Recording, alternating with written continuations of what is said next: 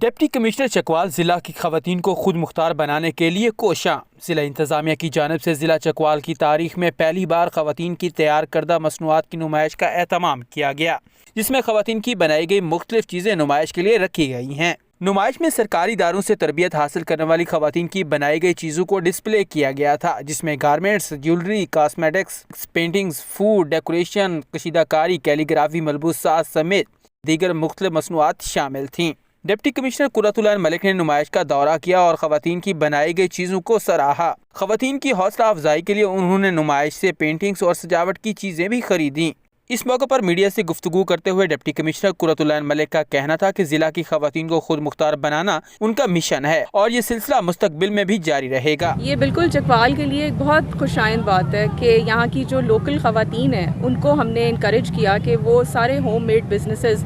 جو وہ کرتی ہیں، جس کی وجہ سے وہ اپنے آپ کو فائنینشلی امپاور کر رہی ہیں اور پروفیشنلی اسٹرانگ کر رہی ہیں۔ ہم نے ان کو انکریج کیا کہ وہ یہاں آ کے اپنے اسٹالس لگائیں۔ ہم نے ایک پلیٹ فارم پرووائڈ کیا، ان کی ٹریننگز بھی کروائیں تاکہ ان کی جو ابیلٹی یا اسکل آلریڈی ان کے پاس ہے اس کو ہم فردر پالش کر سکیں۔ تو یہ بیسکلی ایک ڈسٹرکٹ ایڈمنسٹریشن کی کوشش تھی، جس کو اللہ کا شکر ہے کہ بہت زیادہ اوور ویلمنگلی لوگوں نے اس کو انکریج کیا، پروموٹ کیا، اور آپ دیکھ رہے ہیں کہ 100 سے زیادہ یہاں پر سٹالز لگے ہوئے ہیں اور ڈفرینٹ علاقوں سے، ایون اسلام آباد سے بھی لوگ آئے ہیں اور انہوں نے یہاں اپنی پروڈکٹس کو ڈسپلے۔ اس سلسلہ میں انشاءاللہ مکمل کوشش کروں گی کہ میں اس کو جاری رکھوں اور ہم اپنی خواتین کو پروموٹ کریں کہ وہ اس طرح کے بزنسز کو